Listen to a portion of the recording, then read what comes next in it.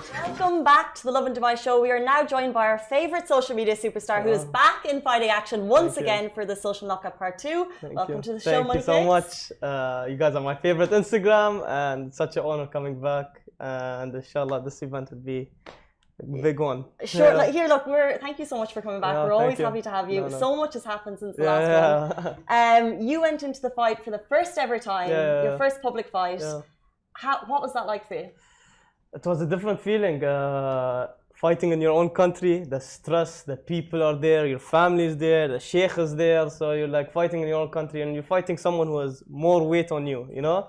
So I played the mind game with that guy. Like, I wanted him to come pissed. Like, if I was I was cussing. Sorry, I was cussing him, like in the ring. Yeah, you can cut that. I was cussing him, you know, so to get him pissed, because first round I know he's gonna get tired. Yeah. So when he got tired, I played with him. I outboxed him. Yeah. Very interesting that you say that, because even before the fight, you were making headlines. Yeah. Because in the pre-fight, you threw flour on him. Yeah, I wanted him to come angry. Because I wanted him. Why did you decide to do that, and what was he like after you did it? You were calling him a rat, by the way. Yeah, he's a rat. I just threw it because I wanted him to come angry. Because he was so pissed. Like, people didn't know. He didn't know. People think it was like proper. Like, he didn't know. Like, I came boof. So from that day, he's so angry. So he came very angry to the fight. So he outgot. First round, he was done. Like, dead. But yeah, it's all a mind game thing. I like playing mind games with people. How did you feel entering that ring for the first time? What were you like pre-fight versus post? In the locker room, I was chilling. I'd be like, people were like, you're gonna be like scared. I was chilling. I was too confident. And when entering the ring, you're like looking at the stadium. You're like, why am I doing this? Fair. So, but I was confident. I was just laughing, chilling. And yeah, when the fight came, face became serious, no joke. I'm usually like, I like to dance and this, but this time I was like, in my country, no way I'm gonna lose in my country in front of my people. So, and then he started that drama, the judges and this. If every boxer saw that fight, we play by points. When he ran me down in the first round, punches don't get counted when you hit your hands. So every punch is like, if you count, I outboxed him so bad, but he wanted to do some excuses. Oh, the referee, this. But end of the day, I won. That's true. You finished that confident. Yeah. So how are you feeling for the next fight? Guys, in case you didn't know, Social Knockout Part 2 is happening also Kokorula, October 15th. How are you feeling about this fight? Oh, this fight, I'm coming really different. This fight, I'm going to knock this guy out. Like, I respect him. This is a prediction, we're going for a knockout? Yeah, first round knockout. This time he's gonna feel it. I love the fight. And plus, this event is really different because we're fighting real boxing gloves. Okay. That one was Muay Thai 16 ounce. This is 12 ounce proper leather boxing. Like one punch, you're gonna see all the card that's fighting, all knockouts. This is quite soon after the first one. So after the first one, did you take a rest or did you go straight into preparing for round 2? I was celebrating maybe for 2 weeks straight, you know. What does celebrations look like?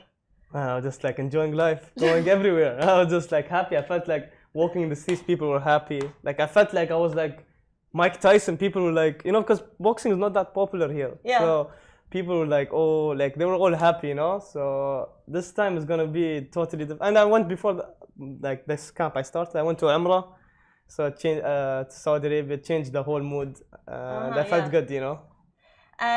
So people preparing for these fights last time, Logan Paul flew in. How did he help prepare you?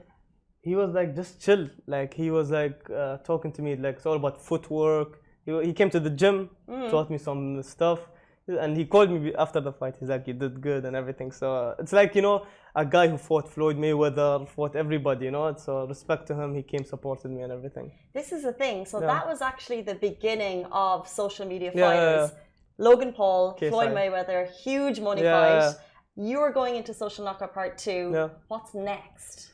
Next, look at that smile! No, you never know. Maybe Floyd, some talks are happening. Talks are happening between you and Floyd Mayweather. Yeah. In the region? In the region, in Dubai. That would be huge. Yeah, there is big. This is like exclusive Lovin Dubai. Yeah, there is talks. Floyd Mayweather versus Money Cakes. I don't care. I don't lie to myself. That's the biggest thing I know. I don't care if I get knocked out. I'll try my best. But yeah, we're in talks. That's so class. We're so excited about that. We'll see who's the real money guy. That's a good point. And how are you, let's say, preparing for Social Knockout Part 2? How are you eating differently? Are you working out differently? I'm gaining weight because the last fight I was healthy, but it's not my original weight. So I felt like a little bit weaker. But this one I'm going in my weight class proper, and the guy is like the same weight. So I'm happy, you know, with my weight. And plus, when I have more weight, the punches feel stronger. The punches land. And plus, this time it's 12 ounces. It's a big difference. What does that mean? Like the gloves is like almost professional. Okay, good. Like the punches, you feel it. Every punch you feel. How does it feel to get hit in the ring? You don't feel it. The pressure, that blood pressure, you don't feel it. The adrenaline is like you don't feel it. It's like normal. Because I some people will feel it. I do sparring with in TK, so they beat me up. So I knew before the fight I have to spar, you know, professionals. So yeah, you got beaten up in the gym better than beating it up in front of millions. I could not do that. Fair play. The last time we had you in the studio, we talked a lot more about your entrepreneurship and the business side of things. So now, how are you? Are you still doing entrepreneurship? Do you still have businesses? How are you balancing everything in life? Yeah, so I have my own media company. We started the Social Knockout with the Tam. We sat together, so we're in partners. We started all of that. We got the influencers, and this influenced me. And I'm starting a lot of new stuff, like big stuff. How do you have time for all of this? It's crazy, but at the same time you have to balance. Like, you know, you have to do the business, and the business is where's the money. He knows. Speaking of balancing businesses, we actually had Kindyman in studio a little while ago, and he dropped the announcement that there is a hype house, content creator house in the UAE. Mo Vlogs is living there. Could you ever see yourself moving into a hype house with those guys or making your own? Never. I like to stay in my own lane because influencers is a bit too much drama. Okay. There's so much behind the scenes, I'll be honest, you know. So I stay in my own lane. Interesting. Yeah. But you still you would be friends with Mo Vlog because we saw videos previously of you guys together. Yeah, we're cool. We're cool. Yeah, we're cool.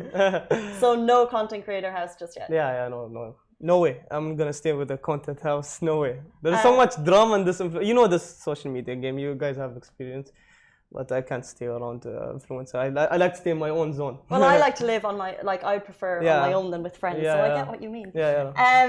You say that you're balancing life, and I remember the last time you came on, we asked you what car you came here. This is a question that people ask billionaires and they ask entrepreneurs. What did you have for breakfast? For breakfast, omelette, because of protein. Because of your and I went running like in the morning in the beach. Which beach? JBR. Because I booked a hotel. So whenever before 2 weeks of my flight, I stay in a hotel right beside the gym. Gym, home, sleep. That's it. Yeah. So pre-training, just so people have an idea of who you are. What's like a regular day for you? Regular day in the training? Before training. Before training, I wake up. Eat breakfast. No, I train I train twice a day. So in the morning I train empty stomach. So you feel like more tired. I like that feeling. And then I eat and then sleep.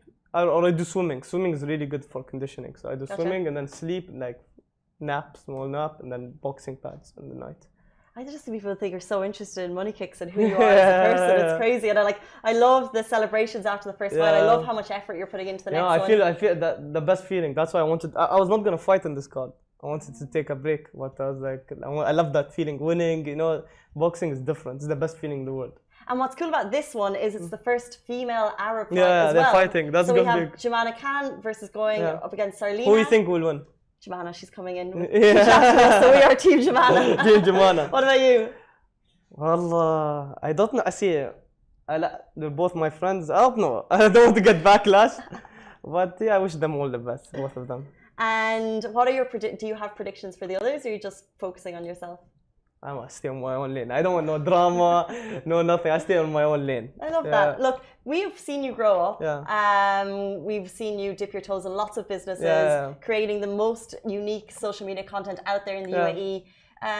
Do you have a 10-year plan before you leave us? Like, what's next for Money Kicks? Yeah, I want to start my own charity foundation because I remember, like, my friend Allah Yarhamah Ali, he passed away.